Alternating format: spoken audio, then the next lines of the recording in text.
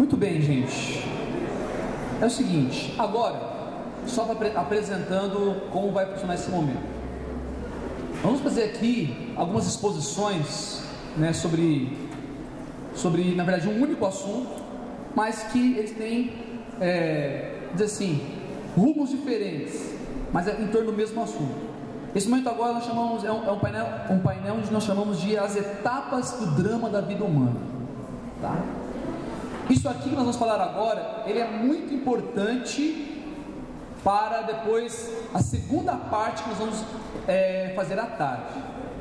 Na verdade, depende muito da compreensão de que nós vamos fazer agora. Se nós não entendemos isso aqui agora, depois que nossos irmãos falarem sobre matrimônio, celibato e a ética sexual, a gente não vai conseguir entrar. Então, vou pedir para vocês muito esforço nesse momento. Nós estamos um pouquinho apertados no horário, vamos tentar enxugar um pouquinho, mas não deixar de dar para vocês pelo menos a essência, tá? Então nós vamos dividir assim em 3 momentos. Eu vou estar dando uma introdução agora, falando um primeiro ponto, depois o Guilherme, o segundo ponto, depois eu retorno de novo e fecho com outro ponto. Quero convidar aqui o Guilherme, aqui na frente. Vem aqui o Guilherme, por favor. Uma salva de palmas aqui para o nosso irmão. Pode sentar. Bem-vindo, querido. Daqui a pouco o Guilherme se apresenta. Não, vem aqui na frente, você vai sentar aqui, ó. Você vai sentar aqui. Isso. Maravilha. Isso. Então veja bem, primeira coisa, só para a gente dar uma introdução, para a gente entender o que nós vamos estar falando aqui agora. Por que nós temos essa divisão? Vai para mim naquele. Isso. Eu não falei, não. Isso. Só para a gente entender a proposta. Existe o Papa João Paulo II, quando ele foi proferindo as catequeses, essas catequeses elas podem ser organizadas, podemos dizer que elas foram organizadas em grupos, né? Podemos dizer 2 grandes ciclos. Um primeiro ciclo, nós chamamos a primeira parte de as palavras de Cristo, uma meditação que o Papa João Paulo II faz, né? A partir das palavras de Cristo, porque existe um ensinamento da Gaudium Spes que é muito caro para João Paulo II. Ele diz assim, que o homem, ele só pode, ou melhor, só Cristo é o único que pode revelar o homem a si mesmo, ao próprio homem. Ou seja, nós somos um enigma para nós mesmos. Quem aqui tem vez que não se entende? Levante a mão, que não se entende, não se compreende. Então, João Paulo II ele fala justamente isso. Nós somos um enigma para nós mesmos, e nós nunca vamos conseguir revelar ou descobrir o mistério de nós mesmos sozinhos. Então, veja bem, o Verbo se fez carne, Jesus se encarnou, Deus se fez homem para revelar o homem ao próprio homem. Então isso aqui é muito importante. Nós só vamos entender quem somos se Cristo nos revelar quem somos. Isso é algo importantíssimo. Então por que o Papa João Paulo II ele vai falar sobre as palavras de Cristo? É justamente a partir das palavras do Salvador, a partir das palavras do Redentor, daquilo que ele disse sobre nós, sobre a nossa origem, sobre a nossa história, sobre o nosso futuro. Ele dá para nós então a clareza do plano humano para cada um de nós, como pessoa. Então é a partir então de Jesus, da sua palavra, do seu evangelho, do seu ensinamento, do Verbo de Deus que se fez carne para revelar o homem ao próprio homem. Se eu quero perguntar de onde vim, pergunte para Cristo. Se eu quero saber os dramas da história e conhecer os dramas da história, pergunte para Cristo. Se eu quero saber a resposta para os dramas da história, pergunte para Cristo também. E se eu quero saber para onde que eu vou, pergunto para Ele. Eles têm as respostas certas. Então depende para quem a gente perguntar, a gente vai ter uma resposta de acordo com quem nos responder. Se a gente perguntar para Cristo, e João Paulo II faz isso, pergunta para Cristo, e a partir de Cristo dá as respostas. E a segunda parte, que nós vamos trabalhar à tarde, é justamente uma reflexão que o Papa João Paulo II faz sobre o sacramento, ou matrimônio, de maneira específica. O matrimônio é a dimensão da graça da aliança, a dimensão do sinal, e a herança, a lei da vida como herança. Um pouquinho sobre ética sexual, né? Então, só para a gente entender, então, a gente vai estar fazendo o seguinte: aquela estrutura ali, nós vamos só mudar um pouquinho aqui, e quando a gente estiver falando sobre, nós vamos falar sobre o celibato e o matrimônio juntos, uma parte sobre o celibato, depois sobre o matrimônio, ok? Então nós vamos falar agora, nesse primeiro momento, vamos falar então as etapas da vida humana, as palavras de Cristo, que o Cristo, a nossa origem, a nossa história e o nosso destino, ok? Então, resta uma Ave Maria para mim aqui agora. Vou falar para vocês rapidamente sobre a nossa origem. Vai lá.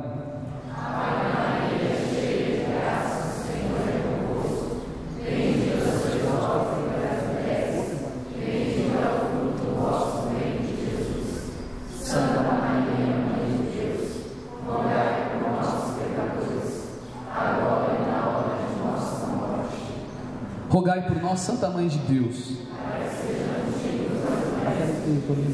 Amém. Muito bem. Nós vamos refletir então agora sobre o plano original de Deus para o nosso corpo, para a nossa sexualidade. Qual é o plano original de Deus para nós nesse sentido? Primeira coisa, João Paulo II ele nos ensina a fazer as perguntas certas, Então, saber perguntar. Então, normalmente, a gente faz as perguntas erradas. Ou seja, qual que é a pergunta normalmente nossa, quando quer viver a santidade? Até onde eu posso ir? Até onde eu posso ir sem cair em pecado? Então, na verdade é assim. Os jovens vêm conversar com a gente, problema em relação ao namoro, em relação aos desejos sexuais, assim. Qual que é a principal pergunta que eles perguntam para nós? A gente também perguntou muitas vezes isso. O que é o que não é pecado? O que pode ou não pode? É essa a pergunta que a galera faz. O que pode ou não pode? Gente, na verdade isso é uma maneira errada de perguntar. Porque na verdade, quando eu faço aquela pergunta assim, mas até onde eu posso ir, sem pecar no meu namoro? Até onde eu posso ir sem pecar no meu casamento, O celibatário, até onde que eu posso viver no celibatário? Qual que é o limite? Na verdade, esse tipo de pergunta esconde algo mais profundo. Porque na verdade, a gente pergunta assim: como que eu posso usar dessa pessoa? Como que eu posso usufruir o máximo dessa pessoa? Na verdade, essa é a pergunta que a gente está fazendo. Até onde eu posso ir sem cair em pecado? Até onde eu posso usar essa pessoa sem estar contrariando a vontade de Deus? Na verdade, seria mais ou menos isso. Então, é uma preocupação em não transgredir a lei, mas não uma preocupação, seja com a consciência. Então, o Papa faz a pergunta diferente. Ele fala: não tem que perguntar até onde você tem que ir. A pergunta tem que fazer o seguinte: qual que é a verdade a respeito da sexualidade que me torna livre para amar? Essa deve ser a pergunta. Qual que é a verdade sobre a sexualidade? Qual que é a verdade sobre o meu corpo que me torna livre para amar? Aí sim. Aí então, na verdade, a reflexão de João Paulo II vai ser a partir dessas perguntas, para responder outras duas perguntas. O que significa ser humano? O que significa ser homem? O que significa ser mulher? E a outra pergunta: como que eu devo viver a minha vida para chegar realmente à felicidade? Aí sim, aí é diferente. Então vai ser em torno dessas perguntas que João Paulo II vai querer responder através da teologia do corpo. Pode passar. Então existe aqui um quadro histórico, onde a gente se entende dentro da história. Entendamos aqui a história da humanidade. Esse quadro, a história da humanidade, a nossa origem. Então o Papa João Paulo II vai começar a fazer uma reflexão conosco a partir da nossa origem, ou seja, como que era a vida humana, o ser humano, as experiências do homem e da mulher antes do pecado. Antes do pecado. Porque depois do pecado a gente entende bem, mas como que era antes? Então a primeira reflexão que ele faz: a humanidade original, o homem e a mulher original, antes da queda, antes da desobediência, como que eles se relacionavam com seus corpos, como que eles se relacionavam com a sexualidade, como que eles viviam antes da queda, né? Então vai ter um grupo de catequeses para responder a essa pergunta aqui. Depois um outro grupo que nós chamamos de período, né, pré-histórico. Esse círculo que eu veio aqui, esse meio, né, metade desse queijo aqui é o período histórico, que é o período que nós estamos vivendo, né? Que é essa humanidade depois do pecado, a humanidade decaída, a humanidade que sofre as consequências do pecado. Mas a má notícia, podemos dizer assim, a má notícia do pecado contrabalança com uma boa notícia, que é a boa notícia da salvação. Porque no meio da história existe um mar, no meio da história foi cravada uma cruz, e essa cruz dividiu a história. O sangue de Cristo lavou a humanidade. Então, portanto, nós somos nós passamos de uma humanidade decaída para uma humanidade redimida. Nós somos redimidos, somos salvos. É isso que nosso irmão vai falar para nós daqui a pouco, né? Porque senão a gente só para nessa parte aqui, nós que temos o pecado original. Tudo bem, a gente tem o pecado original, tem as concupiscências, mas a gente tem a redenção, o poder da ressurreição. A vinda de Cristo para o mundo não foi em vão, irmãos. Ele inaugurou um novo tempo, né, para nós, a humanidade redimida. Só que veja bem, ao fim dessa história terrena, essa humanidade redimida, que ainda sofre esse mundo que ainda geme em dores de parto, né, porque é uma tensão entre a graça, né, e as consequências do pecado. Isso um dia vai acabar. Uma humanidade glorificada, livre, completamente livre, né, das cadeias do pecado, e enfim, vai usufruir completamente dessa redenção que Deus operou em nosso favor. Então essa aqui, irmãos, então em torno disso que vai gerar os grupos de catequese do Papa, né, nesse primeiro ciclo que eu estou dizendo para vocês. Eu vou falar para vocês desse primeiro aqui, a humanidade original, tá?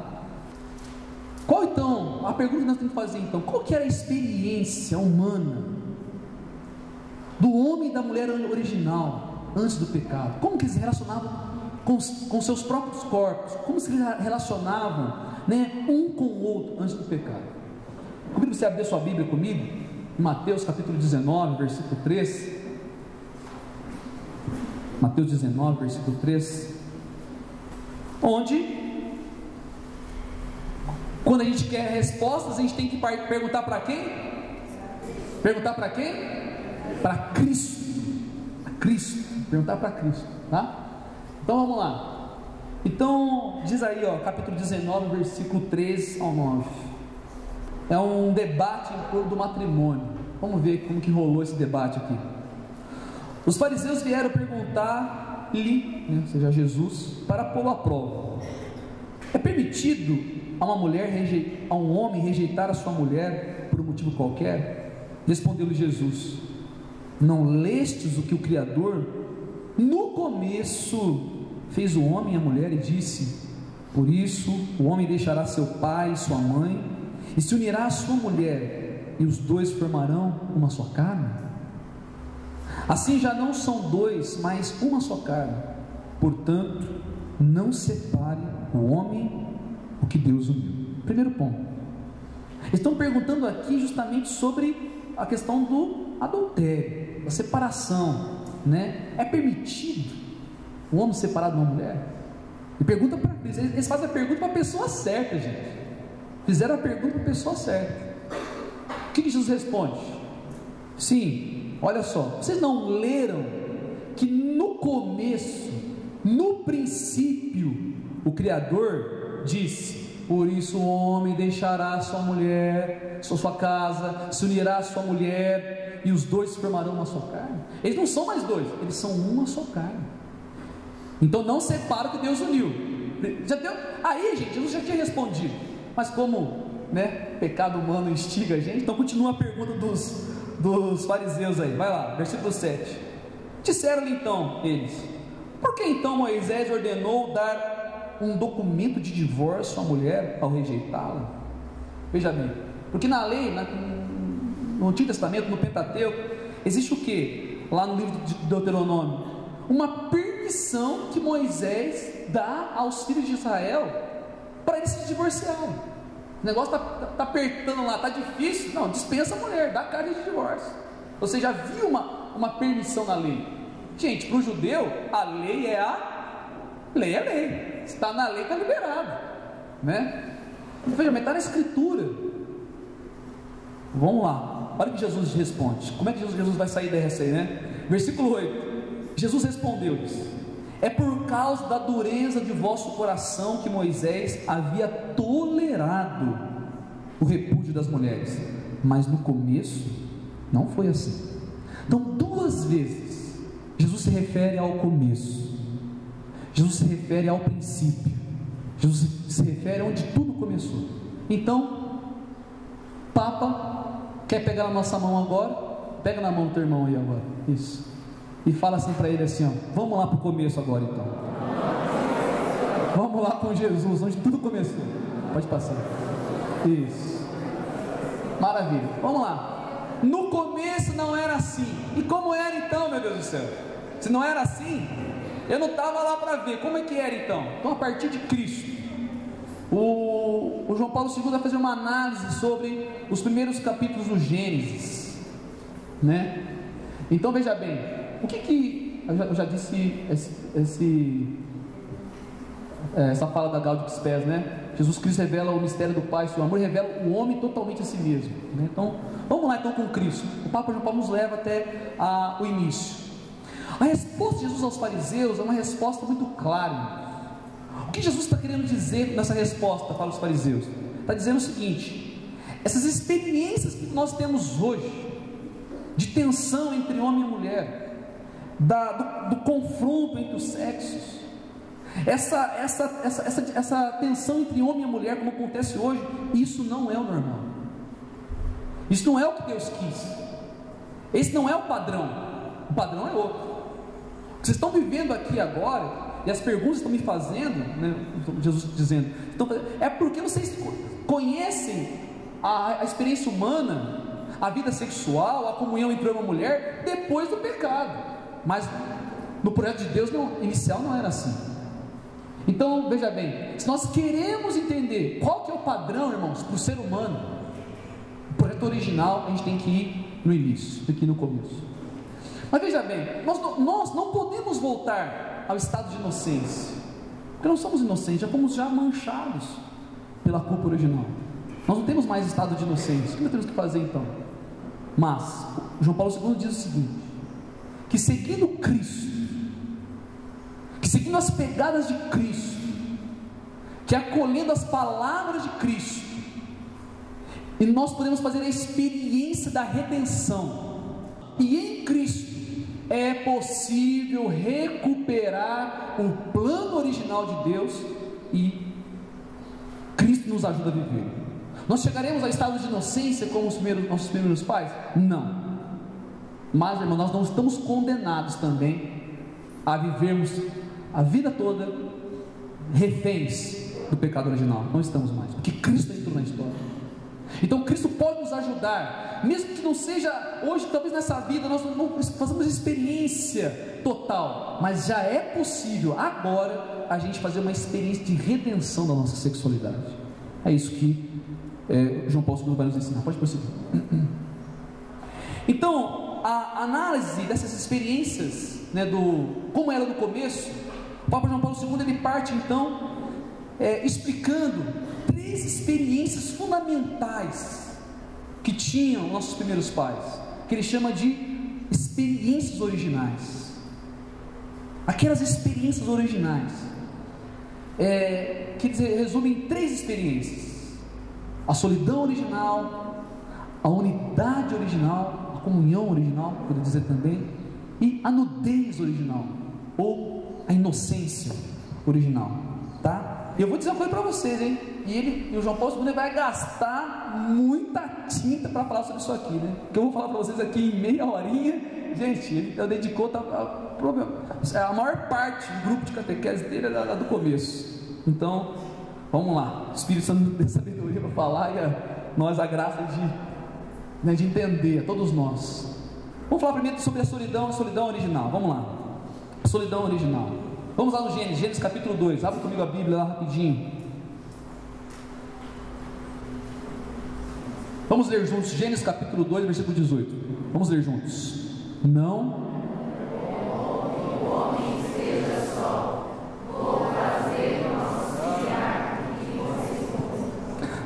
é bom que o homem esteja só. Vou fazer uma auxiliar que lhe corresponda. Gente, tudo que Deus criou é bom. Quando Deus criou o ser humano, Ele viu que era muito bom. Muito bom. Gente, Deus criou tudo, foi vendo que era bom. Chegou na gente, muito bom, né? Então veja bem, mas existia uma coisa que não era boa. O que não era bom? O ser humano só. Isso não é bom. Então veja bem, numa sequência, né, de constatação da bondade, uma coisa não é boa para o ser humano: ele ficar só.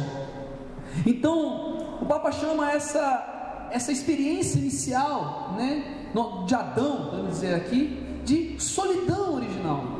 Mas o que significa essa solidão, gente? O que significa essa solidão original, né, dos nossos primeiros pais? O que significa? Significa o seguinte: que Adão, Deus, ele na verdade ele não estava só. E veja bem, ele tinha toda uma criação. Antes de criar o homem, ele tinha criado o quê? Criado toda a natureza, criado todos os animais. Ele tinha lá, ó, tinha todos os animais. Que tipo de animal tinha lá no Éden lá? Fala para mim aí, vai lá. O que tinha? Cachorro, gato, o que mais? Oi? Macaco, o que mais? Leão, até bode saiu aqui, bode. Tem de tudo. Veja bem, gente, ele não estava sozinho, não é verdade? Tinha uma galera lá com ele lá. Tinha uma galera, ele não estava sozinho.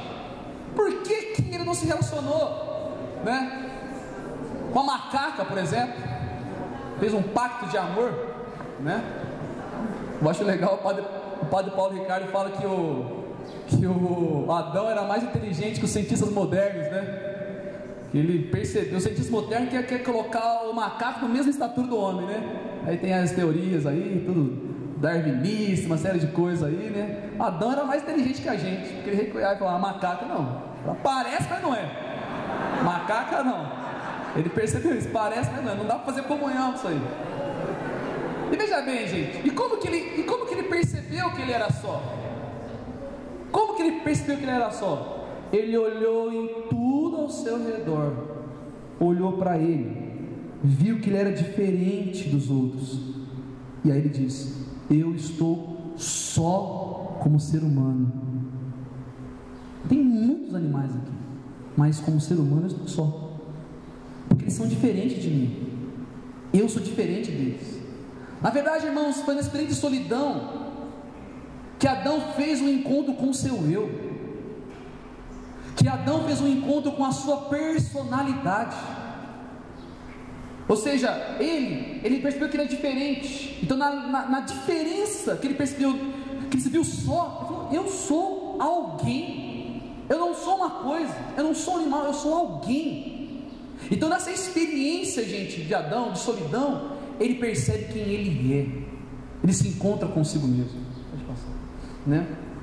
Veja bem, ele possui um mundo interior, ele possui uma inteligência, ele possui liberdade, ele possui razão, ele percebe que ele é diferente dos animais, ele percebe que ele foi criado à imagem de Deus, que ele é livre, que ele quer amar, que ele quer se relacionar. Ele percebe isso, ele percebe que ele foi dotado de liberdade. Por que Adão foi dotado de liberdade?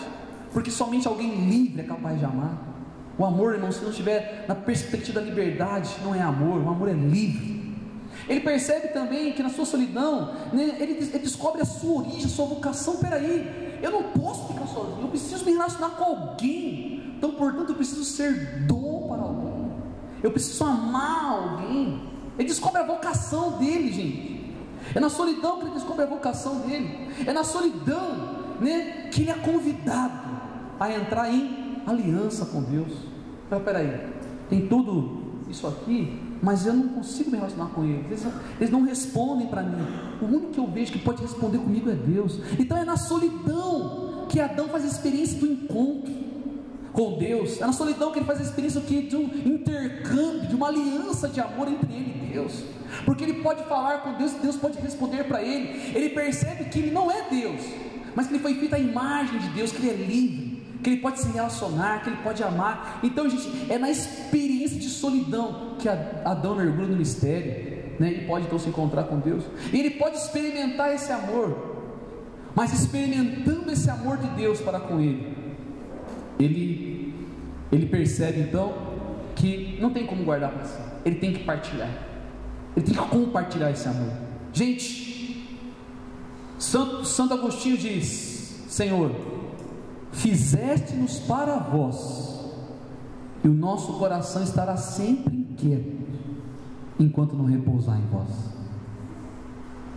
Irmãos, essa solidão original, ela é a primeira experiência do que para o homem que buscar se preencher em Deus, buscar se preencher completamente no amor e na graça de Deus. Então Adão faz essa experiência. Adão faz a experiência do encontro com Deus. E como que ele faz essa experiência, gente? Essa opção fundamental é expressa e é percebida no seu corpo. É olhando para si, no seu corpo, que Adão faz essa experiência. Ninguém precisou dizer nada para ele, ele somente se observou. Ele viu que ele foi chamado a algo mais, né? Pode passar. Então, algo muito importante. Então, essa solidão original, gente, ela é uma experiência, o quê? Onde nós experimentamos o que quem somos e a necessidade de nos relacionar com o outro, mas não existe ainda. Então, o primeiro outro de Adão foi o tu. O primeiro tu foi o tu em letra maiúscula, Deus, onde ele pôde se relacionar. Mas Deus via assim que não, olhando para ele assim, não, mas espera aí, Adão precisa de alguém como ele.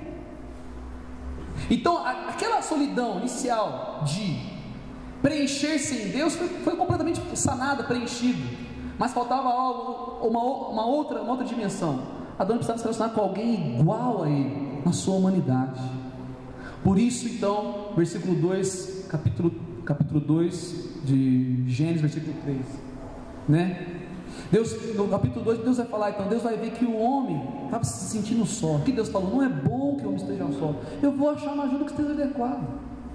Ele percebia ainda que ele não fazia experiência de totalidade do seu ser, não fazia experiência de totalidade da sua vocação. Ele percebia que faltava algo, e Deus, lógico, ele está aqui numa pedagogia, né? A pedagogia de Deus. O que Deus faz? Coloca ele num profundo sono, tira a costela do seu lado e cria a mulher.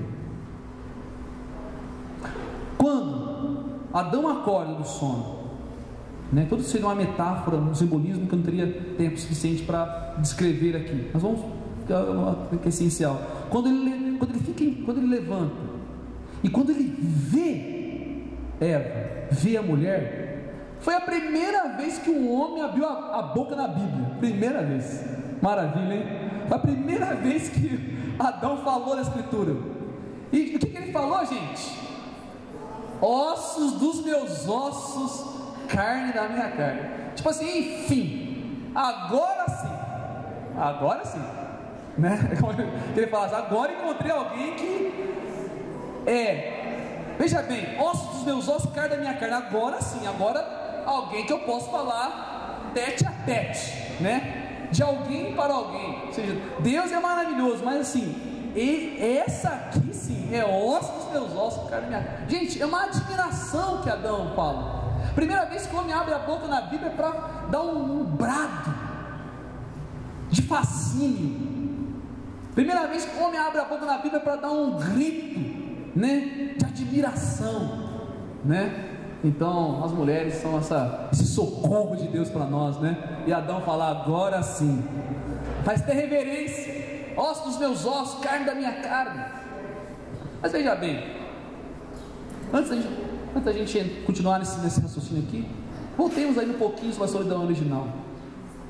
Muitas vezes nós pensamos o seguinte, que a solidão, né, agora pode as mulheres pensar assim, mas a solidão era do homem, e quando a gente chegou, aí a gente chegou para iluminar, né? Talvez a gente enche o peito, se não fosse a gente, vocês estariam tristes eternamente, né? Veja bem, a solidão não é a solidão, apenas a solidão, uma solidão masculina, né? Adam, né, no hebraico, não significa o varão, o homem, o sexo masculino, significa a humanidade, o gênero humano, o ser humano. O ser humano se sentia só, entendeu? E Deus quis dar uma ajuda adequada para o ser humano. Então vocês também, mulheres, precisavam da gente. Viu, meu amor? Vocês precisavam da gente. Ou seja, não é bom que o ser humano, Adam, esteja só. Aí depois vai começar, então, que o Antigo Testamento é escrito em hebraico. Depois, nas entrelinhas, você vai encontrando outros termos, quando vai falar sobre o homem e a mulher. Aí começa a usar, então, o termo isha, né? O homem, a mulher, macho, a fêmea, né? No sentido masculino e feminino. Aí vai começar a distinção de sexo. Mas a distinção de sexo começa a partir da criação, né? Do outro. Agora sim, ossos dos meus ossos, carne da minha carne. Talvez na nossa mentalidade ocidental a gente não consiga entender esse termo, ossos dos meus ossos, carne da minha carne. Mas ossos e carne significa para o judeu, né, e para os semitas, né, significa, o que significa para isso? Significa o quê? A minha humanidade, um eu de mim mesmo. Quando Adão olhou para Eva e falou assim: não, é alguém que é igual a mim, mas é diferente de mim. Ao mesmo tempo, é um eu de mim mesmo, faz parte da minha humanidade. Então agora sim, ossos dos meus ossos, alguém da minha essência, carne da minha carne, alguém da minha humanidade. Isso aqui, então veja bem, isso foi o grito de exclamação dele, alguém onde eu posso me relacionar como ser humano. Aí sim, gente. Então, maravilha, fascínio que ele apresenta. E o fascínio, e como que ele se fascinou? Ele se fascinou a partir do quê? Se na solidão original ele descobriu que ele estava só, e que ele precisava, né, se relacionar na unidade original, é olhando para o corpo da mulher, é olhando para o corpo um do outro, que ele se encontra. Porque o corpo, como dizia, expressa a pessoa. Foi olhando para o corpo dela que ele fala assim: agora sim. Que o que deu a conhecer para Adão foi justamente o que? O corpo que se revelava diante dele. Então, agora sim eu posso me relacionar com essa pessoa, né? Porque o corpo expressa a pessoa, gente, né? A criação, só com termos que a gente já está acostumado. Pode prosseguir isso, eu tenho algumas coisas para falar ainda. Por isso, agora eu posso me relacionar. Então sim, aí vem então a sentença divina. Por isso deixará o homem seu pai e sua mãe, e se unirá à sua mulher, e os dois se tornarão uma só carne. A unidade original, gente, essa experiência, né, de unidade, essa experiência de unidade, de comunhão entre Adão e Eva, entre o homem e a mulher, ou seja, de alguma maneira responde no nível humano, veja bem, no nível humano, responde àquele sentido de estar sozinho no mundo. Ou seja, agora, ele estava sozinho no mundo como pessoa, como ser humano, mas agora não está mais. Então por isso que eu posso me relacionar, eu posso me unir, ser uma só carne. Para João Paulo II, né, isso aqui, gente, é o coração, podemos dizer assim. A experiência original da comunhão é o coração, podemos dizer, da teologia do corpo e das experiências originais. Porque segundo João Paulo II, nós não somos imagens e semelhanças de Deus apenas sozinhos. Você é imagem e semelhança de Deus? Sim ou não? Sim. Nós somos, porque temos liberdade, nos relacionamos, porque nós somos intelecto, vontade e tal. Nós somos imagem e semelhança de Deus por causa disso. Mas para João Paulo II, aí está, vamos dizer assim, a originalidade do seu pensamento, que ele fala assim: nós somos muito mais, nós somos imagens e semelhança de Deus, só somos, que está impresso já a imagem e semelhança de Deus em nós somos muito mais imagem e semelhança dele quando estamos unidos, quando estamos em comunhão, quando o homem se une numa só carne, aí muito por quê? Porque ele acaba profetizando aquela comunhão que eu falei para vocês aqui no início. O Pai se dá eternamente ao Filho, o Filho se dá eternamente ao Pai, o Espírito Santo é o amor. Então os dois unidos manifestam essa comunhão da Trindade. A união entre Adão e Eva, a união entre o homem e a mulher numa só carne. O que eles revelam para o mundo? Qual que é a profecia que eles falam para o mundo sem falar nada? Só com os corpos, só com a vida. Deus é comunhão. Deus é comunhão.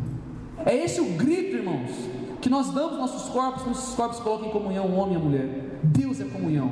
E dessa comunhão pode gerar uma outra pessoa, o filho, né? Um filho gerado a prole, ou seja, né, a imagem da fecundidade. Por isso que o Espírito Santo é conhecido como o Senhor que dá a vida. Credo, né? Nós professamos. Então veja bem, existe então aí, numa dimensão humana, uma imagem, um sinal dessa comunhão em Deus. Muito bem. Então nós já podemos chegar ao seguinte, a seguinte conclusão então aqui, ó, que a união sexual humana, ele é muito mais do que uma realidade biológica, irmãos.